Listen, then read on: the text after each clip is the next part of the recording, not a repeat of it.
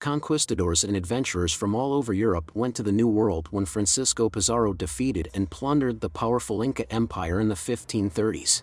These travelers hoped to be a part of the subsequent expedition. These individuals pursued reports of gold into the uncharted interior of South America, and a significant number of them perished while attempting to pillage a prosperous American empire. They even had a name for the fabled city that they were looking for: El Dorado, which means the city of gold. What is the reality behind the myths surrounding this fabled city? Let's find out. But before starting this video, please subscribe to our channel and hit the bell icon for upcoming video alerts. The kernel of reality hidden behind the urban legend. El Dorado, which literally means the Golden Man, was initially used to refer to a person rather than a place. In fact, the term El Dorado was first used to make reference to a specific person. The Muisca people, who lived in the highlands of what is now Colombia, had a tradition in which their king would cover himself in gold dust and then jump into Lake Guatavitá. This was done as a sign of power and prestige. If he were to leap out of the water, he would immediately become free of all trace of contamination. The Spanish were told about the ritual by the tribes who lived nearby, which is what led to the formation of the myth of El Dorado. The year 1537 marks the year of the discovery of El Dorado. In the year 1537, Gonzalo Jiménez de Quesada was the one who discovered the Muisca people for the first time. Not long after that, their villages were pillaged, and they were rapidly conquered. The Spaniards were well versed in the lore surrounding El Dorado, and as a result, they excavated Lake Guatavitá in their quest to find the fabled city. They did locate some gold there, but not very much, and the greedy conquistadors refused to acknowledge the prospect that such a little haul might be the real El Dorado, even though they did find some gold there. As a result of this, they persisted in their unsuccessful search for it for a number of decades. After the year 1537, it was no longer in use. Over the course of the following 2 centuries, hundreds of men would seek the continent of South America in the hope of discovering El Dorado or another prosperous indigenous kingdom similar to the Inca. El Dorado ceased to be a person at some point in history and instead became known as a magnificent city of gold instead. Today, we are aware that there were no other great civilizations to be discovered. The Inca were, by a wide margin, the most technologically sophisticated and prosperous civilization found elsewhere in South America. The people who were looking for El Dorado were successful in finding some gold here and there, but their mission to locate the city of gold that had been lost was doomed from the beginning. As one expedition after another came up empty-handed in their search for El Dorado, the location of where it was supposed to be continually shifting. Originally, the location was planned to be someplace in the Andean highlands in the northern part of the country. After further exploration of that region, it was hypothesized that the location was somewhere in the eastern foothills of the Andes. There were many searches conducted, but none of them were successful. After failing to find it throughout their explorations in the Orinoco Basin and the plains of Venezuela, the explorers reasoned that it must be hidden somewhere in the highlands of Guyana. Even maps issued in Europe showed Guyana as a part of the territory.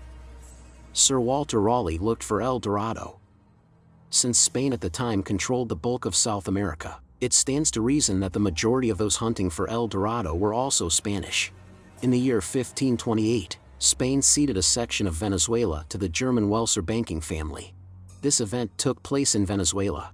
A portion of the time spent establishing German dominance over this region was spent by some of the colonists searching for El Dorado. Among the individuals that were a part of this group, the names Ambrosius Ehinger, George Holmet, Nicolaus Federmann, and Philip von Hutten stand out as particularly notable.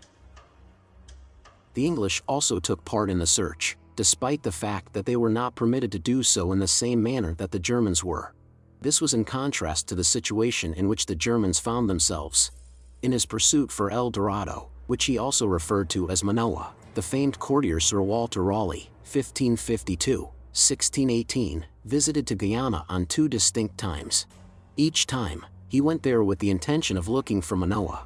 After a second effort to find it, he was unsuccessful, and as a result, he was sentenced to death in England because of this. If there is one thing that can be said to have come from the myth of El Dorado, it is that it inspired greater exploration and charting of the interior of South America. If there is one thing that can be considered to have resulted from the story of El Dorado, it is that The German explorers examined the area that is now known as Venezuela, and even Aguirre, who was notorious for his mad conduct, burned a trail across the continent to help them navigate it. The best example of this is seen in Francisco de Orellana, who took part in an expedition that Gonzalo Pizarro led in 1542. Pizarro's mission was to explore the New World. The expedition ended up being split up, and while Pizarro made his way back to Quito, Orellana discovered the Amazon River and followed it all the way to the Atlantic Ocean. Pizarro never returned to the New World. Lope de Aguirre was referred to as the madman of El Dorado during his time. Everyone was of the same opinion that Lope de Aguirre did not have a steady mental state. After being found guilty of assaulting local workers in court, the man was given a penalty of being lashed. It took Aguirre 3 years to track down the judge and ultimately kill him. It was already established that the guy had located the judge. Pedro de Ursua, who was in charge of directing the expedition to find El Dorado in 1559, selected Aguirre to be one of the persons who would accompany them on their journey. After having traveled a considerable distance into the jungle, Aguirre assumed command of the expedition, gave orders for the execution of dozens of his traveling companions, including Pedro de Ursa, proclaimed independence for himself and his men from Spain, and then began attacking Spanish settlements. The Spaniards accomplished their goal of putting a stop to the madman of El Dorado by eventually being successful in their quest.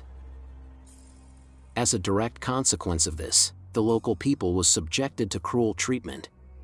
The myth of El Dorado did not produce particularly favorable outcomes. The expeditions were packed with desperate and dangerous people who were only interested in gold.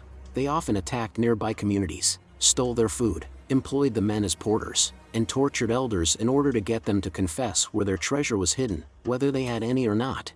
The indigenous people swiftly came to the realization that the best way to get rid of these monsters was to tell them what they wanted to hear, which was the most successful strategy.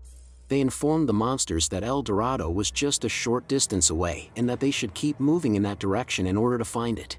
They also advised the monsters to continue their journey. When Sir Walter Raleigh went to investigate the area, all he had to do was make it known that he was fighting against the Spanish, and he discovered that the locals were eager to assist him in any way they could. Because of this, the indigenous people who lived in the interior of South America came to loathe the Spanish with such a fervor that when Sir Walter Raleigh explored the area, all he had to do to gain their allegiance was declare that he was an adversary of the Spanish. This was because the natives had come to despise the Spanish so quickly. It has made an impression on popular culture. El Dorado has left an indelible effect on popular culture, despite the fact that no one is now engaged in the search for the legendary lost city. Someone who has claimed to be searching for El Dorado is on a fruitless journey, since the subject of several songs, novels, movies, and poems, including one written by Edgar Allan Poe, have been written about the lost city. The Cadillac El Dorado was a well-liked automobile that was produced for over half a century. There are a great deal of resorts and hotels in the area that bear its name. The story itself lives on. In the big-budget film El Dorado, Temple of the Sun, released in 2010, an explorer discovers a map that would guide him to the famous lost city. What follows are shootouts, automobile chases, and Indiana Jones-style adventures. So, this wraps up our video for today. If you found this video helpful, please consider leaving a like and sharing it with your friends and family. Don't forget to click on the subscribe button, we'd appreciate it.